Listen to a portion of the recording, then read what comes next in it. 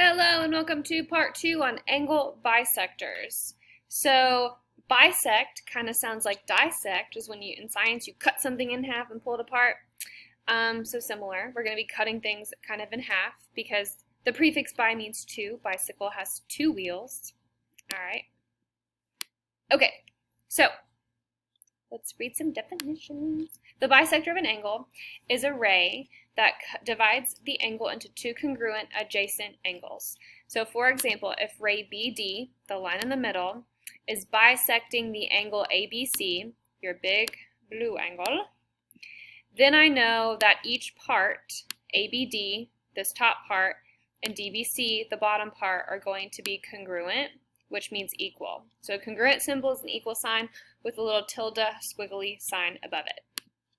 All right, so if the top part is 30, the bottom part is 30, and then we can find the whole entire thing by adding them together or doubling it to get 60. Okay, so we're going to kind of be doubling, halving, adding things together today. Let's take a look at this math tip. So adjacent angles are coplanar. They're on the same plane. They're going to share a vertex, this B, and they're going to share a side. So this BD is what they're sharing. So in this picture we have ABD. It's adjacent to DBC because they're touching on my red line BD. We know congruent angles are going to have the same measurement. So to tell me that they're congruent, you either write this congruent symbol, which is what we typically do in geometry, or you could say the measure of the angle is equal to the measure of an angle. It's kind of up to you. Let's look at some examples. So let's draw a picture. I have angle mat, and then I have AH is my bisector. So since A is my vertex, that means H is in the interior, and kind of draw it down the middle because bisecting is in the middle. So determine the following measures.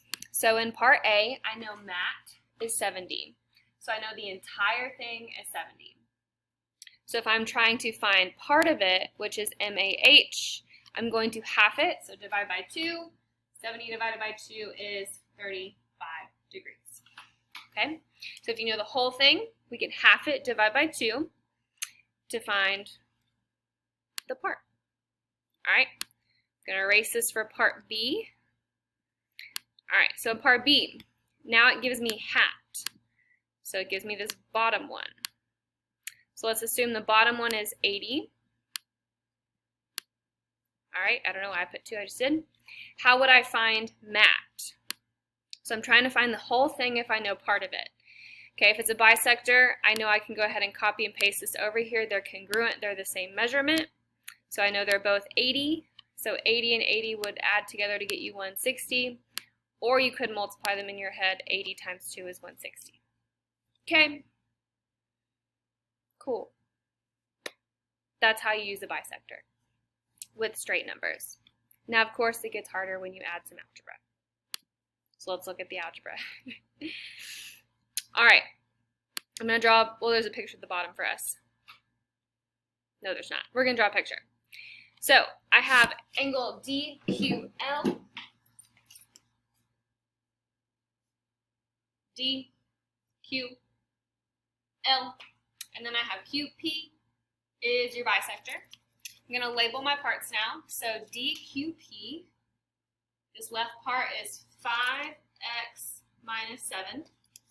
My PQL is my other part, which I know they're congruent, so I'm going to go ahead and give them the same angle marks, is 11 plus 2x. And I'm trying to find the measure of DQL, which is the entire thing. Okay? So based off my knowledge of a bisector, I know bisectors are the same, which means they have to be equal. Okay, so they said, hey, I know my two parts are equal. Let me set them equal. Okay, I'm going to assume we know how to solve variables on both sides. We've been working on it. Okay, let's assume we get x equals 6. So now I don't have an equation for the entire angle, but I can substitute 6 in to each part. All right, so let's substitute it into the first part. So 5 times 6 minus 7 gives you 23 degrees. Okay, let's assume I know I did the problem right. If the left side's 23, I know the right side's 23. If you want to substitute 6 in to prove it, boom, we can do it. Hopefully you still get 23, okay? So now if I want to find the entire thing, parts 23, parts 23, 23, and 23 gets you a total of 46 degrees, okay? So that's how we find the total, okay? So if you're given an equation for a bisector and you know both parts, we know both parts are equal, so you're going to set them equal to each other, okay? Yay, bisectors. All right, we're going to do one more together because this one is a little bit trickier. I lied. I want you guys to try A on your own. It's very similar to the one that we just talked about. So draw a picture, label your parts, write an equation, and see if you can solve for X, LFM, and AFM. So do as much as you can, try your best, and then we'll go over it. Press pause. All right, should have gotten 6 for X, 70, and then 140. So after you drew your picture and labeled it, you notice they give you both parts of your bisector. I know they have to be equal, so I set them equal, solved it, and I got 6. To find the measure of the angles, you're going to substitute back in. So I substituted it into this equation over here, and that's how I got 70. And then the last part, it wanted you to find the entire thing. So if part of it is 70, 70 times 2 is 140, or 70 plus 70 is 140. Okay? All right. Now you're also going to try part B. It's a little bit different. So we're not going to do the exact same thing, but try your best, see if you can figure it out, and I'll go over how to do it 2 different ways. So press pause, try B. All right, so on part B, maybe you guys did it this way. This is the most common way for students to do part B. So after you draw your picture, notice they did not give you AF. They did give you AFL.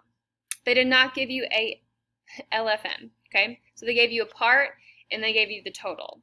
So what you had to figure out is if you know part of it and it's a bisector, you can duplicate this answer again. So that was the biggest thing, is if this is the part is 4x minus 10, you are allowed to copy and paste it and duplicate it, okay? So then you know all your part and your wholes, and you can write a long equation of 4x minus 10 plus 4x minus 10 equals 6x minus 2, okay? After you solve that, you do get 9. And then it wanted LFM, which was the bottom part that we originally did not know anything about, but I know that they have to be congruent, so you would just plug it into the 4x minus 10. Okay, that's one way of doing it. There's a faster way of doing it, and I'll show you that now. So you could have also halved the total. Okay, so if I know the total and I know a part, I know half of the total is equal to the part. So if you wanted to, you could have said half of 6x minus 2, which is 3x minus 1. So 3x minus 1 has to equal your part, and you would solve that and you would still get 9. Okay? This is not a common way of doing it because people don't like fractions, but faster, and it'll totally get you the same thing. Okay? All right. So again, in a bisector, they can give you both parts. Let me go back over this. They could give you 2 parts where you would set them equal, or if they give you a total, you're going to have to try and do part plus part equals total, or half your total. Yay! All right, so you've officially learned everything about angle addition postulate and angle bisectors, so now it's going to be some practice with some me explaining. So I want you to try the rest of this page. So I want you to try number 7. And then I want you to try 7 through 11, okay? So work on 7 through 11, and then we'll go over the answers. So press pause, try your best, do as much as you can. We'll go over them. 7 through 11. All right, answers. So hopefully you remembered complementary means 90. So if you wanted to draw a picture, it was a little bit different. So they had angle A and angle B. And so we just had to know that they would add up to equal 90. If this had said supplementary, you would substitute the total for 180. But after substituting and solving, you would get 8. And then to find the measure of each angle, substitute it into both equations, the 3x plus 7 and the 6x plus 11, to get your final answer of 31 and 59. Okay. If you have any question, please press pause and Show me Nemo, raise your hand, etc. Number 8, we have a linear pair. So I made a straight line. And so I'm ultimately trying to find the measure of CEB. But if I'm given these two equations, I know they're linear, they're supplementary. So I would say, hey, they have to add up to 180. After solving, you get 8. And then you can be particular in how you want to substitute it in. The fastest way is if you substitute it into this obtuse angle, DEA, because that'll give you 108, and then you can use your knowledge of, hey, they're vertical, I know they have to be the same. Or if you wanted to, you could substitute it into this acute angle to get 72 degrees, and then you can use your knowledge of a linear pair and say 72 degrees plus this angle has to give me 180. If you look this way, they make a straight line. So you could say 180 minus 72 to also get 108. Totally up to you. That's what I love about geometry. You get to pick and choose how to do the problems. All right, moving on. Number 9. I drew a picture to help me out because it was kind of a lot of mumble jumble for me. So if it's an angle bisector and this is the picture, how would you find JKN, which is part of it, if you know JKL, which is the whole? So how would you find the part if you know the whole? You would take the whole and divide it by 2. Okay, so this looks like a hard problem, but once you draw a picture and actually put in terms of what you're asking for, it's not too bad. Number 10, in the diagram, it gives you an equation for 1 and 3, and write a step explanation for how you would find 2. All right, so if you didn't have to do any math here, by the way, go you if you did. You just had to tell what to do. So if I knew 1 and 3, they're vertical, they're the same measurement, so I'm going to set them equal. Solve for x. Whatever you get for x, substitute it in to 1 or 3. And then if I know the measure of this, for example, if it's 40, to find the final angle measurement of 2, I would take away them from 180 because they make a linear pair or they are supplementary. Okay, so it didn't actually want you to solve it. You just had to write step by step of how to do it. Number 11. Let's see. You would use the angle addition postulate to prove it is a right angle. So if they are adjacent, I drew this picture here, they are touching. If one of them is 40, one of them is 50, that I add them together to get 90, so I know it has to be a right angle. Okay. Last one. Nope, that's it. All right. So, let me know if you have any questions on any of these. Otherwise, you can practice. There's some 4-2 practice at the bottom of this. Or you can kind of do some Excel or some worksheets. Up to you. Thanks for watching. Let me know if you have any questions.